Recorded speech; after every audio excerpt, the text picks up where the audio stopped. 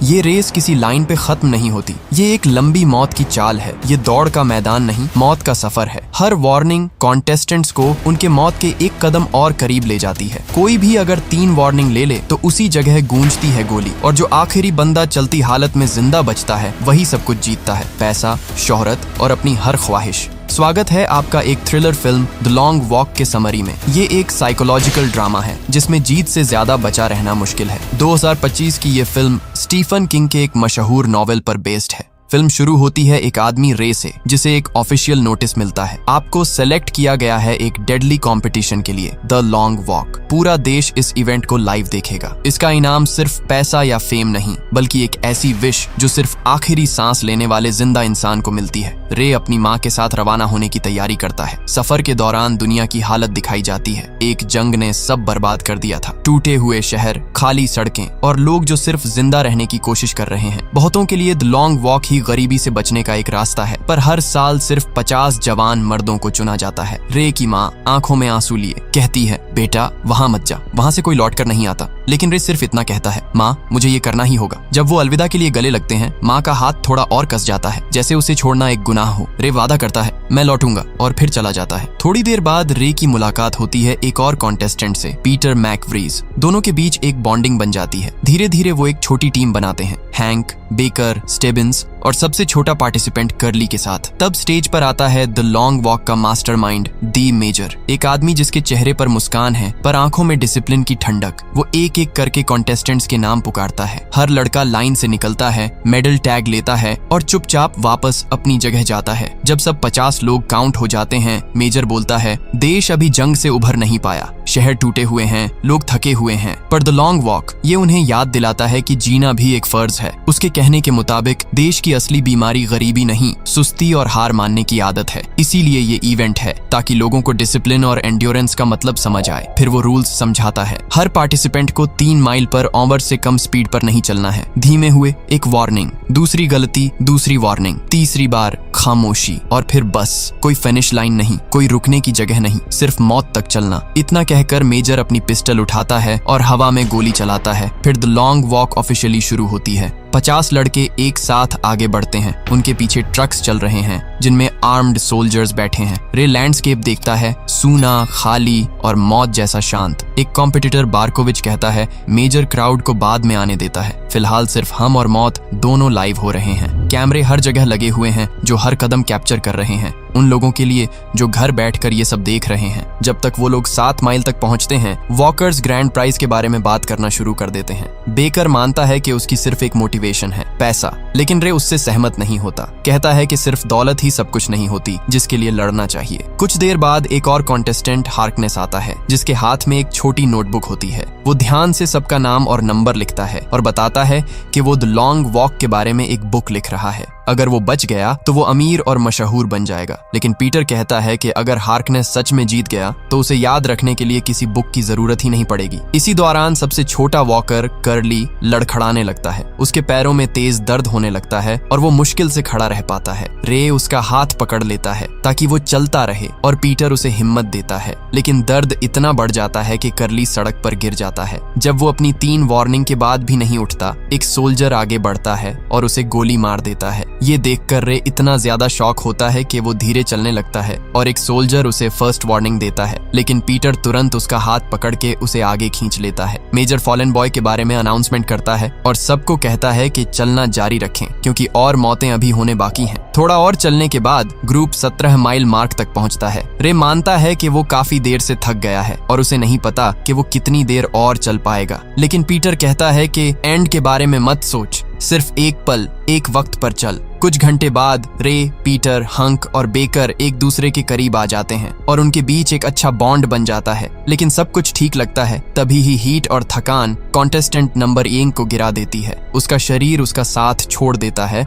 और वो रोड पर गिर जाता है क्योंकि उसे द्वारा पड़ने लगता है। कुछ वॉकर्स उसके लिए परेशान हो जाते हैं, लेकिन बार्कोविच हंसकर उसका मजाक उड़ाता है। सोल्जर्स वार्निंग देते हैं और जब वो लड़का होश में नहीं आता तो उसे भी गोली मार दी जाती है। हैरानी की बात यह है कि बार्कोविच उसकी मौत का जश्न करता है। कहता है सबको खुश होना चाहिए क्योंकि अब जीतने के चांस बढ़ गए हैं। जब वो लोग 25 माइल तक पहुंचते हैं, बारकोविच एक लड़के रैंक पर ध्यान देता है। पहले वो उसके नाम का मजाक उड़ाता है, फिर उसकी माँ के बारे में गंदी बातें बोलता है। रैंक गुस्सा हो जाता है और उस पर हमला करता है, लेकिन चूक जाता है और जमीन पर जोर से गिरता है। बाकी सब उसे कहते हैं कि उठ जा, लेकिन वो समय पर नहीं उठ पाता और सोल्जर्स उसे भी गोली मार देते हैं। ये देखकर रे और पीटर दोनों गुस्से में आ जाते हैं और बारकोविच पर इल्जाम लगाते हैं कि उसने रैंक को मार डाला, लेकिन वो पागलपन भरी हंसी के साथ कहता है कि उसकी कोई गलती नहीं, क्योंकि उसने उस लड़के को हाथ भी नहीं लगाया था। थोड़ी देर बाद एक और कॉन्टेस्टेंट परेशान हो जाता है, क्योंकि उसे बहुत जोर से ऐसी थी। वो सड़क पर ही रुक जाता है और मजबूरी में ऐसे ही सबके सामने हंगने लगता है। सोल्जर्स उसे वार्निंग देते हैं और जब वो नहीं चलता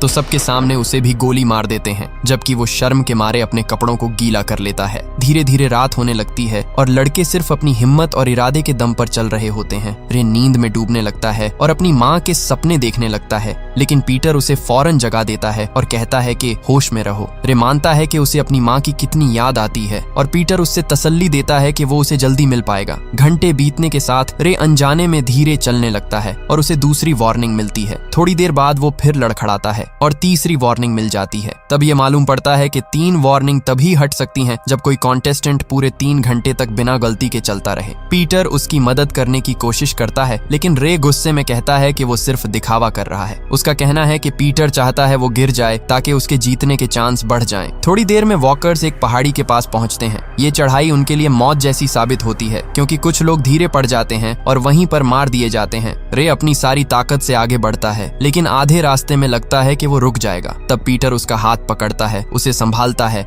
और कहता है कि रुकना नहीं। रे इमोशनल हो जाता है और माफी मांगता है कि उसने पहले गुस्सा किया था। कहता है उसका वो मतलब नहीं था। पीटर कहता है फिक्र मत करो और उसे सांस लेने का मौका देता है। यहाँ बेकर भी टेंशन में आ जाता है, क्योंकि उसको भी बहुत जोर से आई थी और पहले वाले आदमी की तरह बेकर भी खड़े खड़े सड़क पर हगने लगता है। इससे पहले कि ये लोग उसे भी मार दें, बेकर वापस से जल्दी वॉक करने लगता है। पीटर और रे बेकर से हंसते हुए कहते हैं बदबू आ रही हो, तो इसलिए बेकर भी थोड़ा शर्माकर आगे बढ़ता है। अगली सुबह तक ग्रुप 59 माइल्स कवर कर लेता है। रे फिर से कमजोर पड़ने लगता है और पीटर से कहता है कि बात करता रहे ताकि वो ध्यान ना खोए। फिर रे बताता है कि वो जीतना चाहता है, सिर्फ जिंदा रहने के लिए नहीं, बल्कि इसलिए भी कि उसे लगता है कि उसके पास एक खास मकसद है। लगभग 67 माइल पर हंक मुश्किल से संभल रहा होता है। उसके कदम कमजोर हैं और जब पीटर उससे बात करने की कोशिश करता है, हंक बदतमीजी करता है और लड़खड़ाते हुए आगे बढ़ता है। इसी दौरान हार्कनेस और बुरा होता जा रहा है। उसका एंकल मुड़ जाता है और वो पेस बनाए रखने में परेशान होता है। उसे वार्निंग मिलती है धीमे चलने पर और रे उसे हिम्मत देता है, लेकिन उसका जिस्म साथ नहीं देता।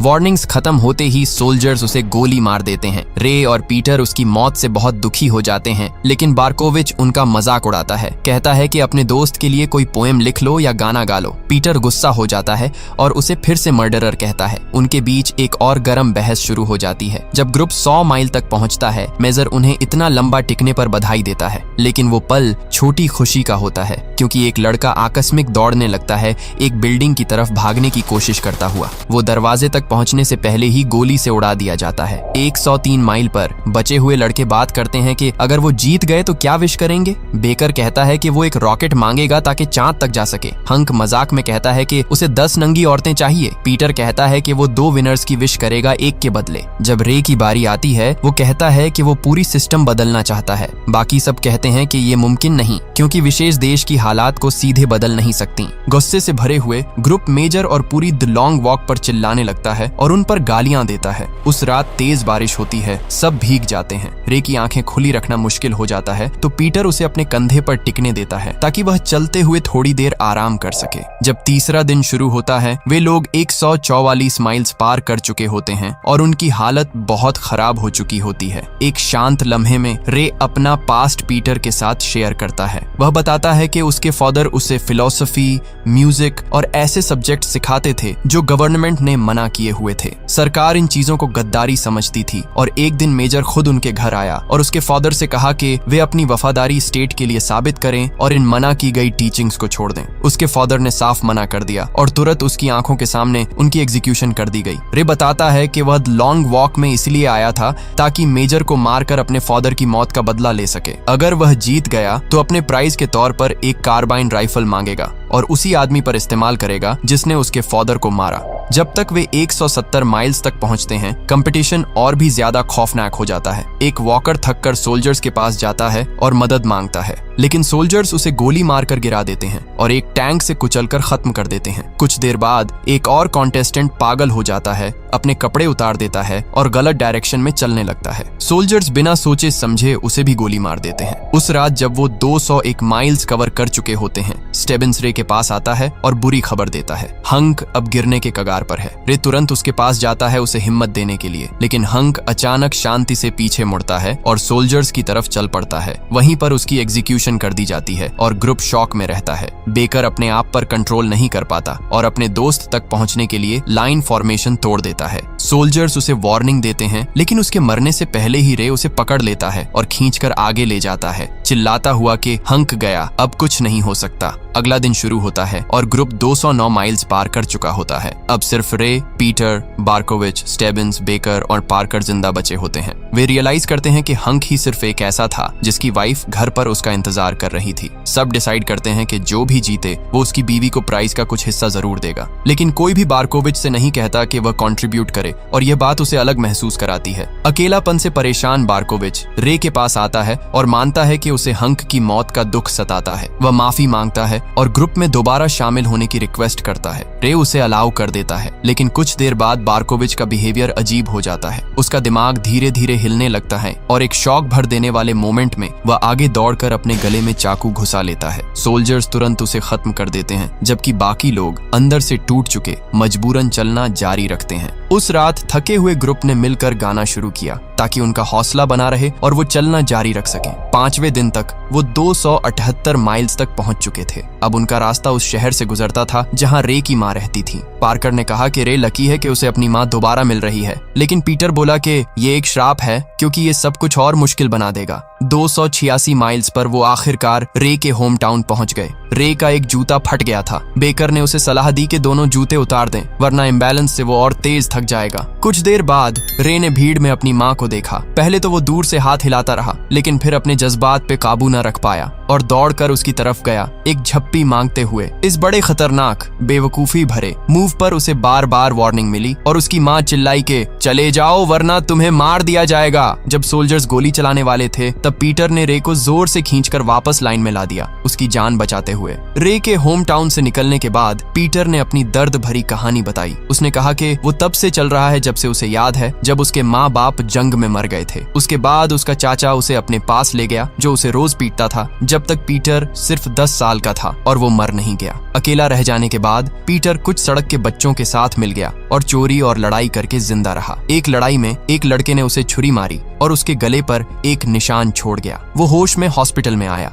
लेकिन उसने उस लड़के को नहीं बल्कि खुद को दोष दिया। उस दिन के बाद उसने कसम खाई, चाहे जिंदगी कितनी भी अंधेरी हो जाए, वो हमेशा रोशनी ढूंढने की कोशिश करेगा। उसने कहा अगर वो जीत गया तो प्राइज मनी से वो ऐसे ही अनाथ बच्चों की मदद करेगा। ये सुनकर रे गहरे तौर पे हिल गया। जब वो 306 माइल्स तक पहुंच गए, स्टेबिन्स ने सबको वार्निंग दी, अब कोई किसी की मदद नहीं करेगा। सबने मान लिया, चाहे वो दिल को कितना भी दर्दनाक लगा हो। कुछ देर बाद बेकर के नाक से खून बहने लगा, लेकिन इस रूल की वजह से कोई आगे नहीं आया। फिर पार्कर अचानक कंट्रोल खो बैठा। उसके बाद पार्कर ने ऐसा कुछ कर दिया जिसे देखकर सबके होश उड़ गए। उसने एक सोल्जर पर हमला किया, उसकी राइफल छीन ली और उसे वहीं मार दिया और खुद भी मर गया। शाम तक बेकर की हालत और बिगड़ गई। पीटर और रे ने रूल तोड़कर उसकी मदद की, लेकिन बेकर जानता था कि वो ज्यादा देर नहीं चलेगा। उसने उन्हें एक लॉकेट दिया और कहा कि अगर वो बचे रहें तो उसे उसकी दादी को दे देना। उसने यह भी कहा जब मैं मरूं तब पीछे मुड़कर मत देखना। उन्होंने उसे संभालने की कोशिश की, लेकिन बेकर ने मना कर दिया। उसका जिस्म थक कर गिर गया और सोल्जर्स ने उसकी जिंदगी खत्म कर दी।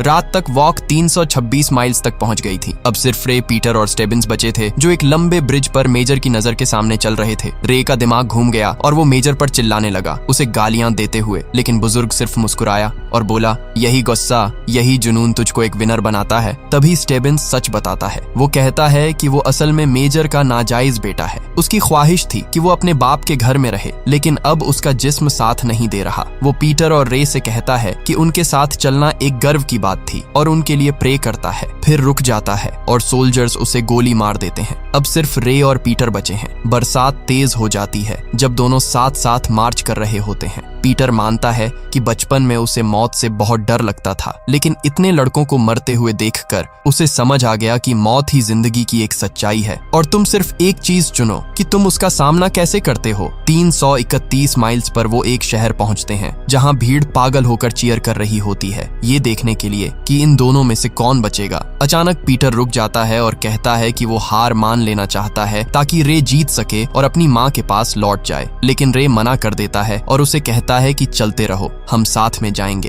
पीटर कुछ कदम और आगे बढ़ता है, इस बात से अनजान कि रे पीछे रुक गया है। रे के पास पहले ही 3 वार्निंग्स थीं और तुरंत सोल्जर्स उसे गोली मार देते हैं। गोलियां उसके जिस्म को चीर देती हैं और मेजर खुद उसे आखिरी शॉट देता है। जब पीटर को समझ आता है कि क्या हुआ, वो पूरी तरह टूट जाता है। भीड़ उसकी जीत पर चीयर कर रही होती है। जब मेजर आगे बढ़कर उसे कॉन्ग्रेचुलेट करता है कि वो द लॉन्ग वॉक का विनर बन गया है, फिर मेजर पूछता है उसकी विश क्या है। पीटर खुद को मुश्किल से संभालते हुए कहता है उसे एक सोल्जर का कार्बाइन चाहिए ताकि वो उसे अपने बच्चों को दे सके, एक निशान के तौर पर। सोल्जर्स हिचकिचाते हैं, लेकिन मेजर कहता है दे दो, ये आदमी किसी को नुकसान नहीं पहुंचाएगा। वो एक ऐसा इंसान है जो दुनिया को बेहतर बनाना चाहता है। जैसे ही पीटर राइफल पकड़ता है, वो उसे उठाता है और सीधा मेजर पर तान देता है। बूढ़ा उसे शांत करने की कोशिश करता है, कहता है कि अपनी जीत बर्बाद मत करो, लेकिन दुख से टूट चुका पीटर कहता है ये रे के लिए है और ट्रिगर दबा देता है। मेजर वहीं के वहीं मर जाता है। फिल्म खत्म होती है जब पीटर राइफल गिरा देता है और अकेला बरसाती सड़क पर आगे चलता रहता है। अब कमेंट्स में बताओ कि आपको ये कहानी कैसी लगी। अगर कहानी पसंद आई हो तो वीडियो को लाइक और चैनल को सब्सक्राइब करना ना भूलें। हम मिलेंगे अगली वीडियो में।